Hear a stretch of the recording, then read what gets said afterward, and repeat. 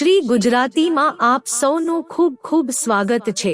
ધનવાન બનવું છે તો અપનાવો આચાર્ય ચાણક્યની આ 7 નીતિ। આચાર્ય ચાણક્યએ ધનવાન બનવા માટે કેટલીક રીતો જણાવી છે। તે 7 રીત વિશે અમે તમને જણાવીશું। જો આ રીત તમે અપનાવશો તો તમને ધનવાન બનતા કોઈ નહીં શકે। દરેક લોકો અમીર બનવા માંગતા હોય છે, પરંતુ એના માટે પૂરતી મહેનત કરવામાં નથી આવતી। અમુક મોટિવેશનલ સ્પીકર તેના ઉપાય સોશિયલ મીડિયામાં બતાવતા રહેતા હોય છે, પરંતુ આચાર્ય ચાણક્યએ પ્રાચીન સમયમાં ધનવાન બનવા માટે કેટલીક રીતો જણાવી હતી, જેને અપનાવી તમે ધનવાન બની શકો છો। જેથી આજે અમે તમને ચાણક્યની તે 7 નીતિઓ વિશે જણાવશું, જેને અપનાવવાથી તમે થોડા જ સમયમાં ધનવાન બનશો। નકામા ખર્ચ ન કરો। આચાર્ય ચાણક્યના અનુસાર ધનવાન બનવા માટે સૌથી મહત્વની બાબત એ છે કે તમે તમારી આવક પ્રમાણે ખર્ચ કરો। જો તમે તમારી આવક કરતાં વધુ ખર્ચ કરતા હોવ તો તમે ક્યારેય આર્થિક સ્થિરતા મેળવી નહીં શકો। એના માટે બજેટનું પાલન કરો, ખર્ચ પર કંટ્રોલ રાખો અને બિનજરૂરી ખર્ચ ટાળો। ધનની માહિતી ગુપ્ત રાખો।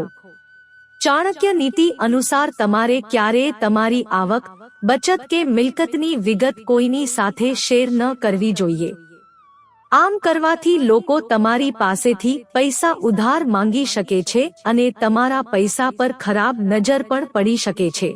નાણાકીય રહસ્યો ગુપ્ત રાખવા એ આર્થિક સુરક્ષાનું પહેલું પગલું છે। બચત કરતા શીખો। ચાણક્ય નીતિ અનુસાર બચત એ સંપન્નતાની ચાવી છે। તમારી આવક ઓછી હોય કે વધારે, હંમેશા તમારી આવકનો એક હિસ્સો બચાવો। આ બચત ભવિષ્યની કટોકટી માટે તમારા માટે સહારો બની શકે છે। જે લોકો બચત નથી કરતા તેઓ ખરા સમયે આર્થિક સંકટમાં ફસાઈ જાય છે। મહેનતથી ક્યારેય ન ગભરાશો। ચાણક્ય નીતિ અનુસાર જે વ્યક્તિ મહેનત કરતા ડરતો નથી તેવા વ્યક્તિ પાસે સફળતા અને સંપત્તિ બને આવે છે। મહેનતુ વ્યક્તિને સમાજમાં પણ માનસન્માન મળે છે। શિક્ષણને બનાવો તમારું શસ્ત્ર। ચાણક્ય નીતિ અનુસાર જ્ઞાન એ સૌથી મોટી સંપત્તિ છે।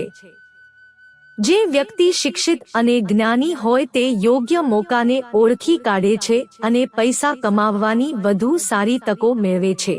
આથી શીખવાનું ક્યારેય બંધ ન કરો અને સતત તમારા કૌશલમાં સુધાર કરતા રહો।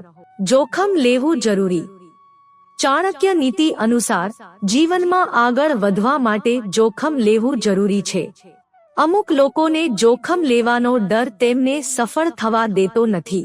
કોઈ પણ કાર્ય શરૂ કરતા પહેલા કાળજીપૂર્વક વિચાર કર્યા બાદ જ જોખમ લો। ધ્યાન રહે કે જોખમ તમારી ક્ષમતા મુજબનું હોવું જોઈએ।